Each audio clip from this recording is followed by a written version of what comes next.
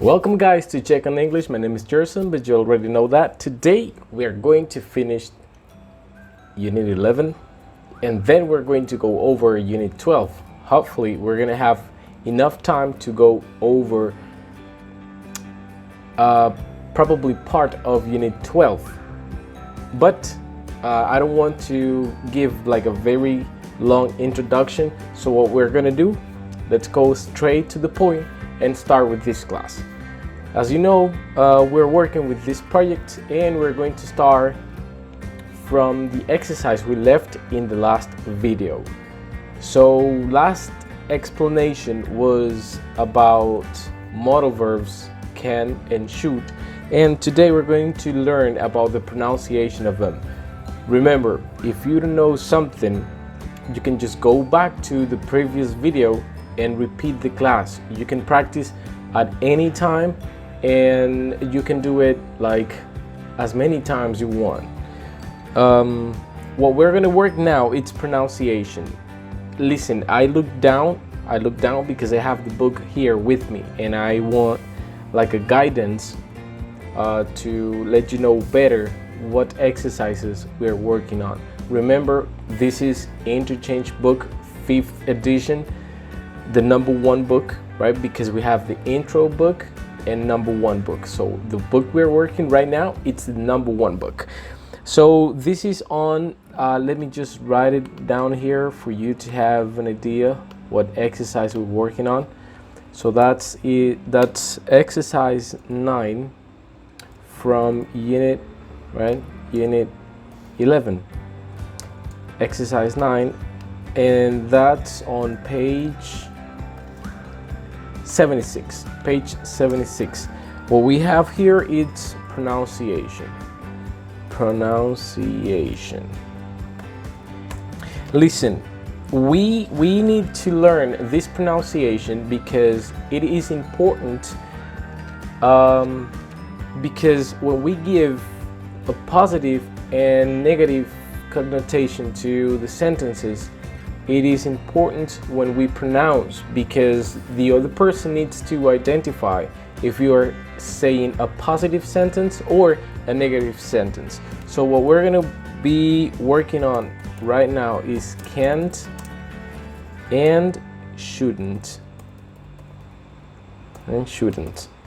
Again, remember, in the pronunciation of should, the L, put it in black here, is mute. So the sound is mute. So you don't say, listen, you don't say should, no, or should, no. You say should, and that's it. And that's it. So listen up. When we use modal verbs in this matter, talking about can't and shouldn't, can't has almost the same pronunciation as a positive sentence. Let me give you just one example for you to understand what I am talking about. If you say I can run, or not, let me say dance. I can dance, all right? I can dance. Now, listen, I can dance. When I pronounce this word, I can dance, I give a stronger intonation on dance, right? Because it's a positive sentence. It gives a positive idea about my ability. Remember, can, it's going to show ability, right? Let me put it in here, right? So can shows ability. And then when, listen again, I can dance. Now the negative sentence, let's say the negative sentence of the opposite, right? Let's say the opposite of dancing, I can dance, is I can't dance. Now, what is the difference between I can dance and I can't dance?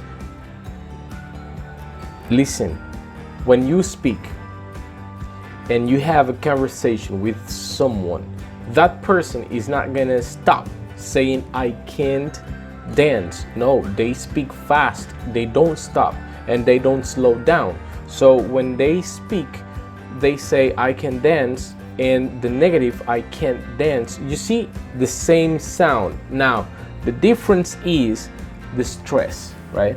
The difference is the stress. So in a positive answer you say I can dance, but in a negative answer you say I can't dance. I hope you understand this point because it's very important. When it's positive, you say I can dance because you're expressing the ability. But when you are expressing a totally opposite idea, you say I can dance. You see? I can dance. Again, listen. That's when someone is speaking. When someone is speaking, they don't stop. They just make the emphasis on the words, and you need to understand what they are trying to say. All right, so when they speak fast, they say I can dance. Negative, I can't dance.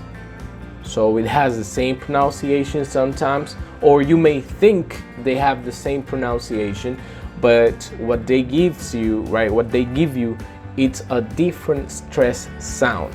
So the same with shouldn't. All right, not the same situation with can, right? Because shouldn't has a totally different pronunciation from negative to positive, right? You say I shouldn't do something, or I should do something. You see, they are completely different. We have some examples on the book, and I want to go over them to show what's the difference basically between one and another. All right, let's say the number one we have is you can get a taxi easily, right? Example number one, you can get a taxi easily. Oh wait, hold on. There you go. But I still have problems with this laptop and the uppercase letters. All right, I can get a taxi easily. That's one form. Positive with can. All right. Now, the opposite idea is you can't, right? You can't. Again, remember, if you speak slow, you can give the accent to can't, but when you're speaking naturally, can't is not pronounced. It's not pronounced, right? I can't get a taxi easily, period, right? So you see, there you have both examples. I can get a taxi. Listen, I can get a taxi easily. I can get a taxi easily. I can get a taxi easily, and I can't get a taxi easily. They have both pronunciations, right? I can get a taxi easily, and I can't get a taxi easily. So one represents a positive connotation to your idea, and the other one represents a negative connotation of your idea. So like I was saying, right? You have two different pronunciations. The positive pronunciation, I can get a taxi easily, or I can get a taxi easily, and then the negative one where you give the emphasis to the negative can't, right? So I can't get a taxi easily. The same is gonna happen with should and shouldn't. Like I said, right, is basically it's not the same because they have two different pronunciations, like two complete different pronunciations. And let's go and see the first example, right, where you say you should visit in the summer. You should visit in the summer. And then the other one, I guess it's the negative, right? You shouldn't visit in the summer. So you should visit in the summer and you shouldn't visit in the summer. Same idea, like I said, right? The only thing is that you need to understand when you have a negative sentence, you're giving stress to the negative, not to the positive verb you have. Well, basically that's it about unit 11. So let's go straight to the point and let's go to unit 12, I guess. Okay, remember with exercise 13, I want you guys, exercise 13 from unit 11, still unit 11, right? That's the reading. I want you to do something reading. Remember with the readings, I want you guys to practice as much as possible and get the vocabulary, right? Vocabulary, because vocabulary is going to help you to increase the amount of verbs you know, all right? So get vocabulary, definitions, and write them down in your notebooks. That's what I want you to do. Something very easy. Okay, remember definitions, English. I don't want any definition in English, Spanish, or English and any other language. I want your definition, English, because that's the language we are trying to learn. Like I said, with that exercise, with exercise 13, we finished with exercise 11. So everybody is going to go to unit 12. In unit 12, the title of unit 12, I am going to start a new box here that I can write in it. Good, right? So unit 12 finally, right? Unit 12, and the title of unit 12 is it's important to get rest. Right, it's important to get rest. So that's the pronunciation. I want everybody to practice, especially important, because I know some of you have problems pronouncing this word important, and it's because of this word, right? Listen, when you pronounce, you say import, and then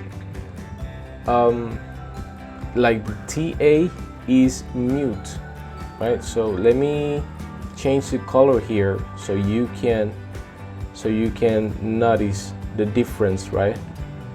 Look, it's important, not important. No, important. That's it. Important. It's like you pronounce the N, right? You pronounce the N instead of the TA. So, and that's it. Look, what we're gonna do here, I want you guys to practice exercise number 1, especially learn the new vocabulary and practice in your houses. Remember, we have different forms to practice from your houses. I am going to go over the pronunciation, and I want all of you to repeat it with me right here. And I want you guys to practice from your houses or whatever place you are watching this video right now. Number 1, right? It says exercise number 1. Let me write exercise number 1, right? And then we have snapshot. Snapshot. Good. The title of the snapshot is Common Health Problems. Common health problems. Health, I know health it has to be with your body, your entire body. When you feel good, you have good health. But when you feel sick, let's say you have a fever, you don't have good health, you are sick. So we have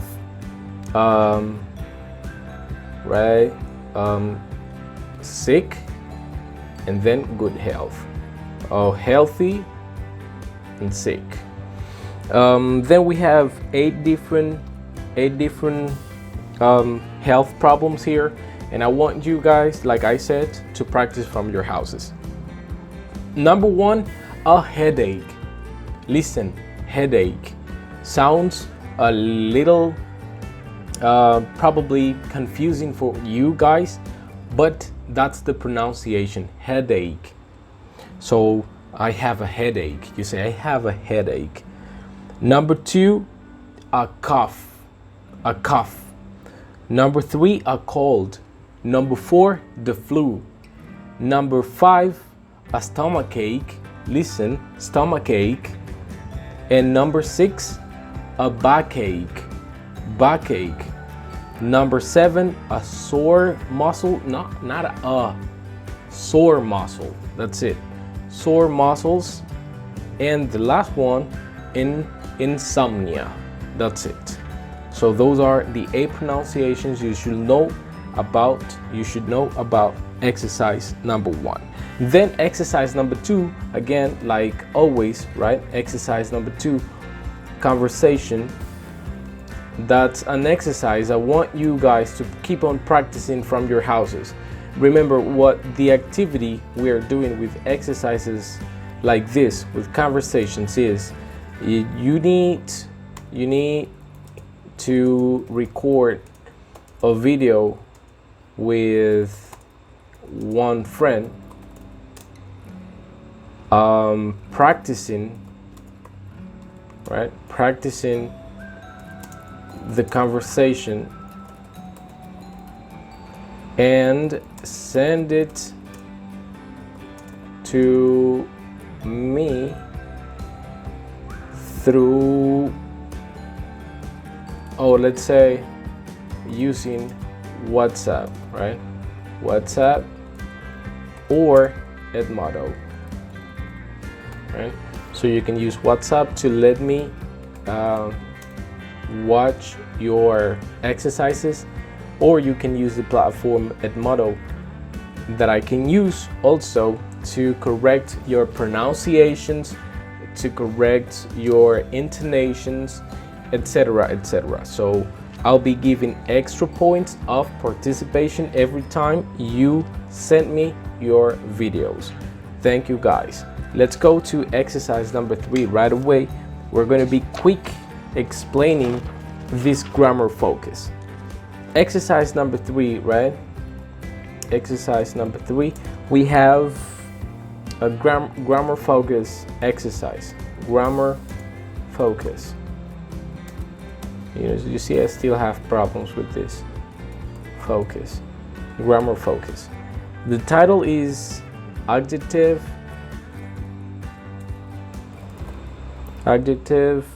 plus infinitive, and then we're going to be using noun plus infinitive. Right, this exercise is going to be quick and it's going to be very, very fast. So pay attention because this is going to be important for you, especially for those of you that are planning to travel to other countries and you have an accident or you feel very sick. This unit is going to be helpful in your future when you need it. When you have stomachache, you have a headache, backache, sore muscles, like we said, right? Earaches. We're gonna see them right now, right? How to express this kind of health problems, let's say. So we have a question. What should what should you do for a cold? What should you do for a cold? Now listen, this question, I want to clarify, we're using should, right?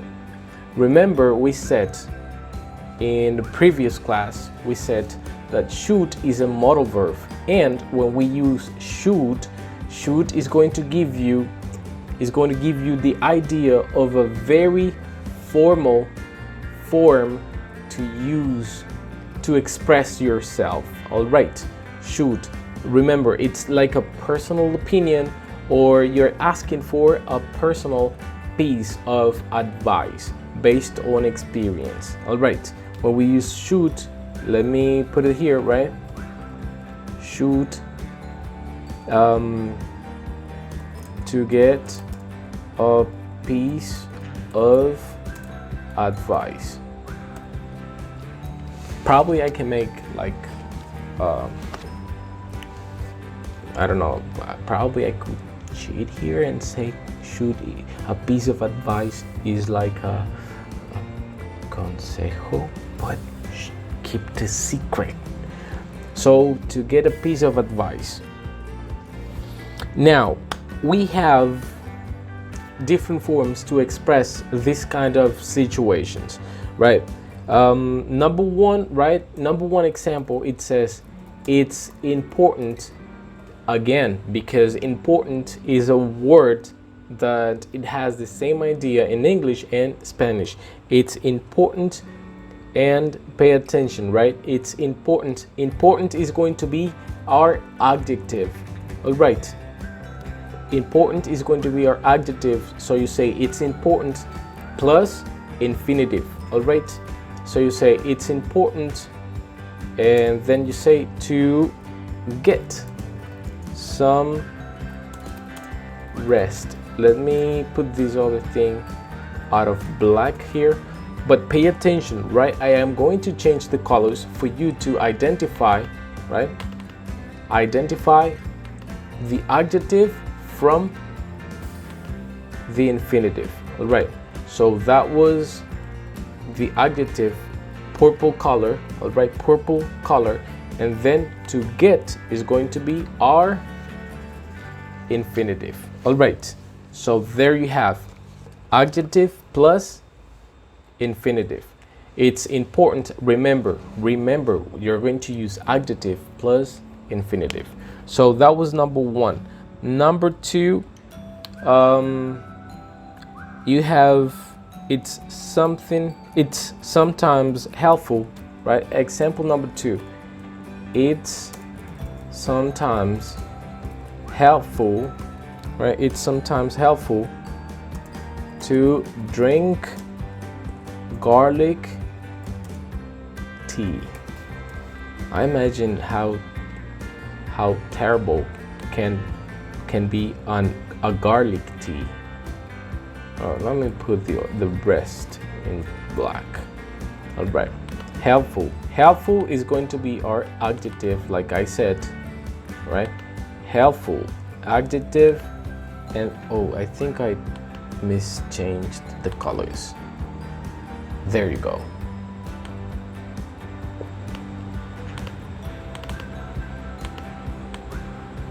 And then to drink, which is our, yes, our infinitive. Then, right, we have the other one. Now pay attention. Here we're gonna see something a little different, right? Remember, a noun, it's a name, all right?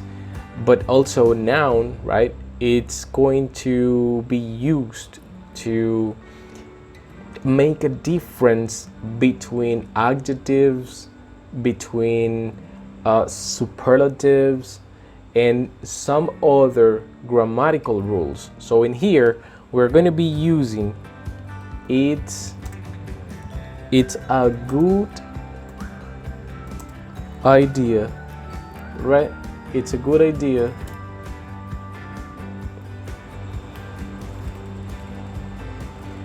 I'll put it in black. It's a good idea to take some vitamin C. All right, so in here, a good idea, it's a noun. I am going to change the color to, let's see, this color. All right, a good idea to take, which is our infinitive. All right, so basically that's what you have right there. You have, it's important to get some rest. It's sometimes helpful to drink garlic tea, and it's a good idea to take some vitamin C. So remember again, these are very important things that you need to use when you are going to express how you feel, your inside, your health, like in exercise number 1. Let me see if there is something else I can share here with you, because if not, this class is over. Let me see. Noun plus infinitive structures, it's essential too. It's also native infinitives. It's important not to. Okay. Well. Good. Good. I think I found something that I would like to share with you, and it's when you are going to express a negative idea, right? Remember, when we use a negative idea, you say she is not all right. But when we are going to express about our health, we need to use the adjective first, right? For example, if you're going to say this one, it's important to get some rest. If you're going to use the negative, you say it's important, and then you say not. Oh my gosh. It's important not to get, all right, etc., etc. The rest of the idea. Remember, that is going to depend the idea you are trying to send, right? The message you're trying to send, because it's health is delicate. So recommendation number 1, if you feel sick, go and see the doctor. All right, see the doctor. That's the recommendation number 1. Something minor, then you can just give some recommendations, or based on your experience, what did you do in the past, etc., etc. So everything is going to depend on the situation. Guys, that's all for tonight. I want you to complete, of course, I want you to go on your books and complete part A of the exercise. All right, complete part A and practice from home, right? Again, you can send the answers using WhatsApp. Oh my gosh, I think using WhatsApp or Edmodo.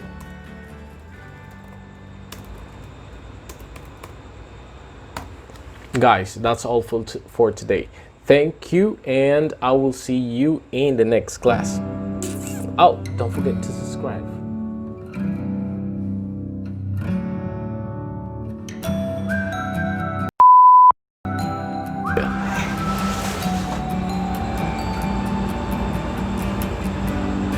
I think I might stop here for a second.